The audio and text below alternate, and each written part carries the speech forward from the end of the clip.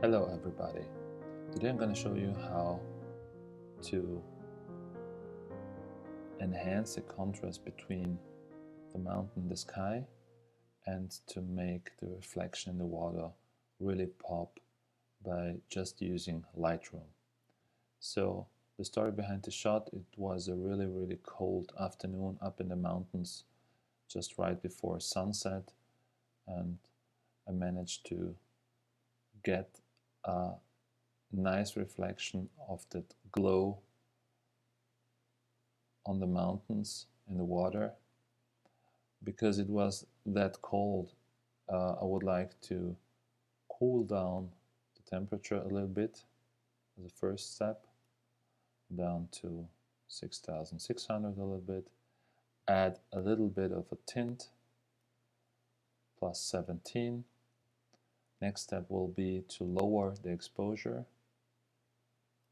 to make the shot look more moody, in order to recover as much of the highlights in the sky and on the summit, and to have a better contrast between the summit and the sky. I will lower highlights. You see what it does? It adds a huge amount of contrast between the summit and the sky. Let's go down to minus 70, 75. By doing this, I also added darkness to the darker areas of the shot. If we want to have a look at it, the trees right here and on the right side have almost no information anymore by darkening the shot, so we will open the shadows up to plus 80. Right now you can again appreciate every single tree in here. I would not enhance or open the shadows too much, because the shot needs this contrast between dark area and then the bright areas here and then the water reflection. As a next step, I'll add a little bit of white, just plus 5, to enhance the brightness all over the shot, and add a little bit of, or open a bit, the blacks up to, I think, 17. 17 is okay. Next step will be to adjust the tone curve to add more contrast. In that case, I'll enhance or increase the light slider. You see what it does? It adds a lot of punch to the shot, up to 36, I think is okay. Decrease the darks to have a contrast.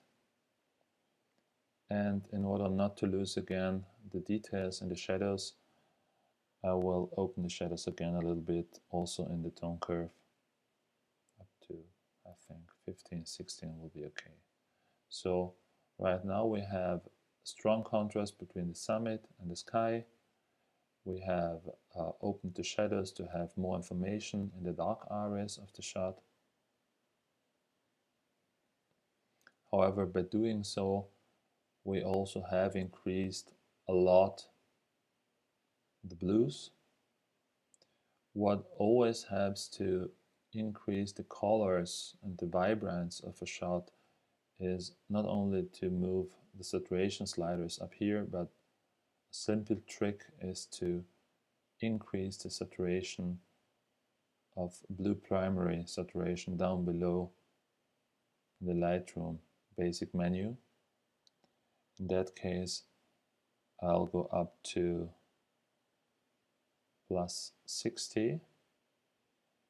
You see what it does? It enhances the overall saturation. However, there is too much blue right now in the sky, which is not really pretty.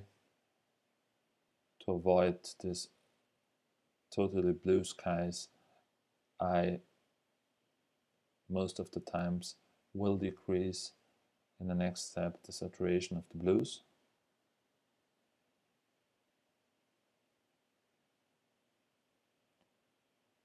To have still a blue sky, but a soft color. As a next step, I think we may change or adjust the color of just the mountain here and of the reflection by changing the hue of the orange. In this case, I will have the oranges put towards a more red tone. Same applying for the yellows. I think by doing it very settled. By overdoing it, it looks really unnatural, but I think with about -30, it will be a nice strong color in here and in the reflection. Also, again, I would like to enhance a little bit those purple tones in the blues. Therefore, I'll add a little bit of purple to the blues. I think +7 was okay, yeah. So it's a more harmonic, more settled edit. Finally, when it comes to sharpening, I always will sharpen those areas which are of the highest interest for the viewer, in this case the summit. I will increase sharpening up to, I think, 70, 79, 78 is okay. Adjust the radius. Usually in such a grand landscape view, I will decrease the radius. If you concomitantly hold the Alt button, you will see how much of sharpening will be applied. I think a radius of about 0.7 is okay. And by again pressing Alt and moving the masking slider, I will select where the sharpening should occur. It should not occur in the sky, but in those summits where a lot of texture is happening. I think this is okay. By doing sharpening, by the simple fact that I would like to print this shot on a large scale, I will have also to remove the noise in here, and I'll do it by moving the noise reduction of luminance slider and do this very settled until the noise in the sky will disappear. What I also always do is something what I learned from Ryan Dyer's tutorials, is to move up all the way the color noise reduction slider. I don't know whether you can appreciate it, but here you have some bright yellow halo around this edge, and by moving up the color slider to 100, it will disappear.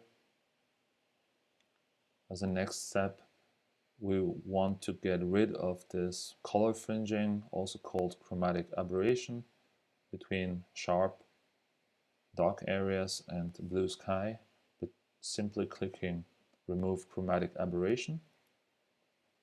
So we see a lot of improvement here. And then we would like to format or to crop the image, let's say for social media, for Instagram. A common way to do this is to crop it to 4:5, like this. Press done. You will have the summit here and the glow here in the water. And finally, I would like to enhance the glow here to have a really strong picture, focusing on the interplay between summit and water.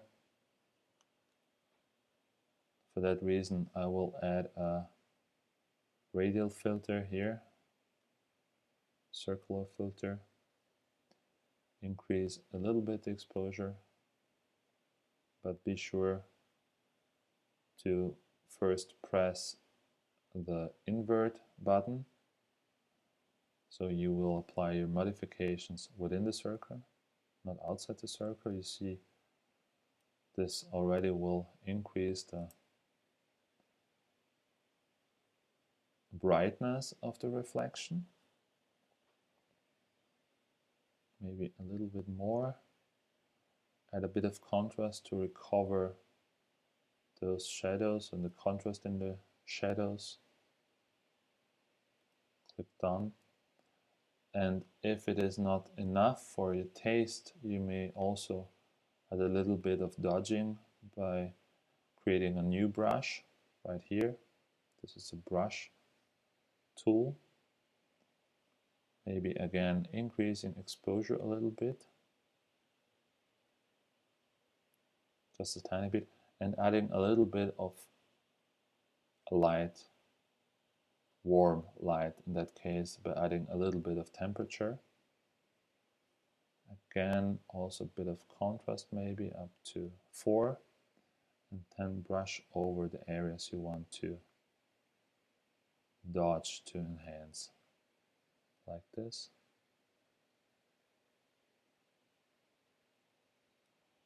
Right? Click done.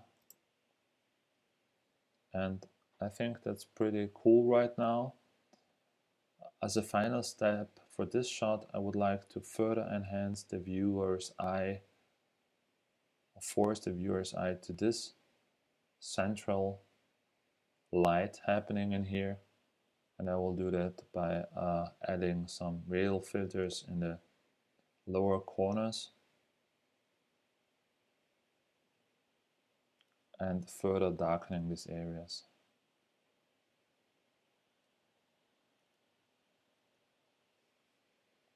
So you may move it up here, just a tiny bit, like this, and add another one maybe here, without going all the way up and not touching too much the border here of this creek. I think this is okay. If you'd like maybe to add a last radial filter down here to darken it again a little bit, maybe by moving it this way. If we increase the distance here, it will fade better, like this. And finally, maybe to get again these super dark areas a little bit brighter, open the blacks a little bit more.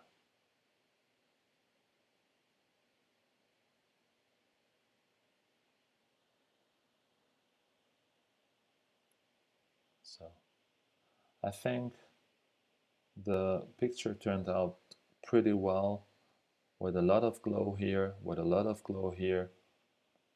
It's just almost just blue and orange or red tones, a little bit going on here with a lot of texture. And I think I'm really satisfied with this edit, and I hope you enjoyed it. And keep watching my channel and make sure to subscribe for further videos. Thank you for watching.